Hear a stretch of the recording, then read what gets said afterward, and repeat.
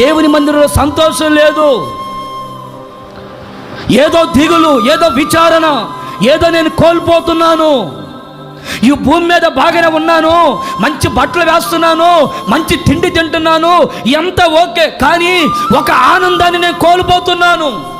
ఒక సంతోషం నాలో నీరు గారిపోతుంది.